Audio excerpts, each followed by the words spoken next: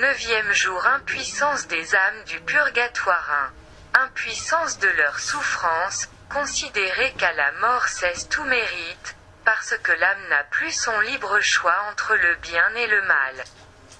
Le purgatoire est cette nuit dont parle Jésus-Christ, durant laquelle nul ne peut agir.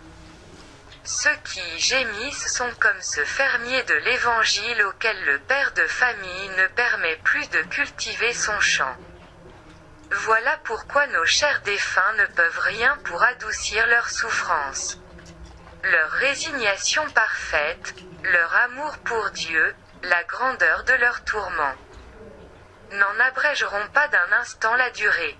La plus petite des souffrances du purgatoire leur aurait acquis sur la terre un poids immense de gloire céleste, dans ce lieu d'expiation. Ces souffrances sont stériles pour eux, stériles pour le ciel. Elles sont simplement l'acquis d'une dette. Et là, souffrir pendant des siècles, peut-être sans profit pour elles-mêmes. Combien cette pensée est désolante pour ces âmes et combien n'ajoute-t-elle pas à leur tourment. Aussi est-ce de nous qu'elles attendent secours et soulagement. Oui, nous sommes la ressource des morts, nous sommes leur providence libératrice. Le ciel les console, nous les soulageons. Le ciel les encourage, nous les délivrons. Les saints leur ouvrent leurs bras pour les y recevoir, nous les introduisons dans le séjour du bonheur.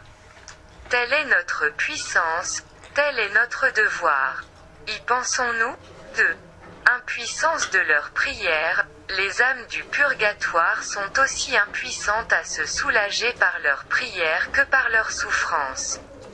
C'est en vain que du fond de leurs brûlants abîmes, elles font monter vers Dieu le cri de leur douleur, c'est en vain qu'elles essaient de fléchir sa justice et qu'elles lui disent avec David, « Mon Dieu, pourquoi m'avez-vous abandonné? Je crie vers vous pendant le jour, et vous ne m'exaucez pas. La nuit, je gémis et personne ne me répond. Souvenez-vous, Seigneur, de votre miséricorde. Rompez les liens qui me retiennent loin de vous.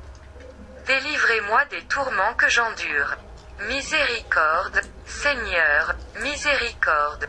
Au purgatoire, le temps de la miséricorde n'est plus. Le règne de la justice a commencé. Les supplications réitérées n'ont aucune efficacité. Lorsque la dette aura été entièrement acquittée par la souffrance, l'âme s'envolera dans le ciel. Mais si les prières n'ont aucun crédit pour eux, les nôtres sont toutes puissantes sur le cœur de Dieu. À mesure qu'elles montent vers le ciel, la miséricorde descend dans le purgatoire en torrent de grâce, de pardon, de liberté et de gloire. C'est par la prière que Marthe et Marie obtinrent la résurrection de Lazare. C'est par elle aussi que nous obtiendrons la délivrance de nos parents défunts. Oh, prions de tout cœur. Prions sans cesse pour eux. Disons souvent, bon et miséricordieux Jésus, donnez-leur le repos éternel. Ô Marie, mère et consolatrice des affligés, hâtez-vous de les secourir. Saints et saintes du paradis, intercédez pour eux. 3.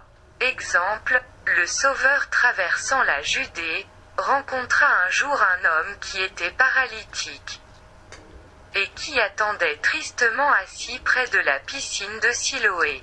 Certains jours, l'ange descendait dans la piscine, en remuait l'eau, et le premier malade qui pouvait ensuite s'y laver, était guéri. Il y avait cependant bien longtemps que le pauvre paralytique de l'Évangile était là, attendant toujours sans jamais pouvoir descendre à temps. Touché de compassion, le doux Sauveur s'approche de lui et lui demande avec bonté pourquoi il ne va pas se laver avec les autres. « Seigneur, répond ce malheureux, c'est que je suis perclus de tous mes membres et incapable de tout mouvement, et je n'ai personne pour me jeter le premier dans la piscine salutaire. Ma guérison tant désirée ne dépend pas de moi.